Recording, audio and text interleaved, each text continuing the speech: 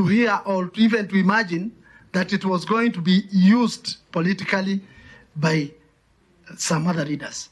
But as it is now in our country, and as it happened to me, when I fall off, when I went into the bad books of the regime that was there, they drafted and planned and on how to get me out of office.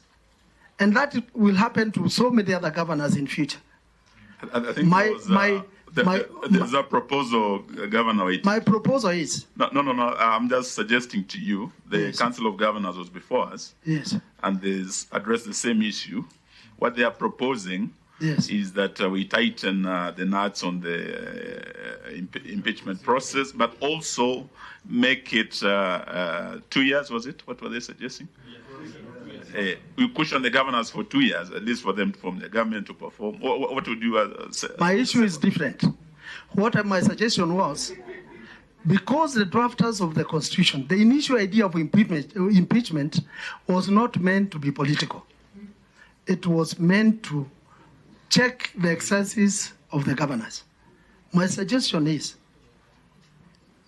because impeachments will continue, I'm not opposed to impeachments, but since the governor will have fallen off with the regime or the support of the politicians, it should be only for that period that governor was elected. It should not be forever.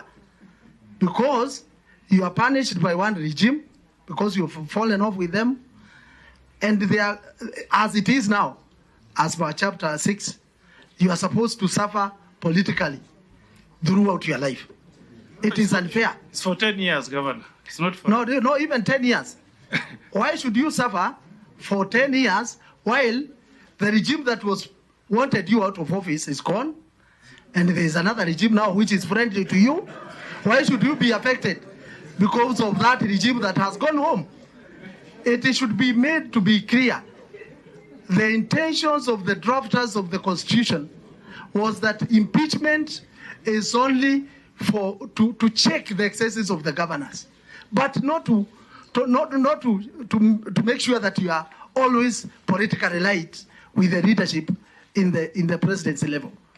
Otherwise, so many other governors are going to suffer, and we must make sure that this committee takes care of all the loopholes that has been there in our Constitution. Therefore, my recommendation, together with my other governor who was impeached like me, Sonko, is that this committee makes sure that the impeachment is only going to be for that period that you are elected, when you are not in good books with the leadership that is there in the government. Thank you so much.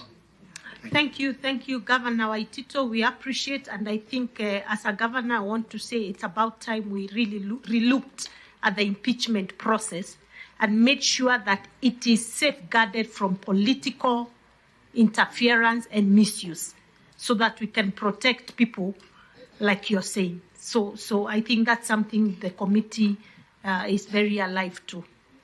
And Chair,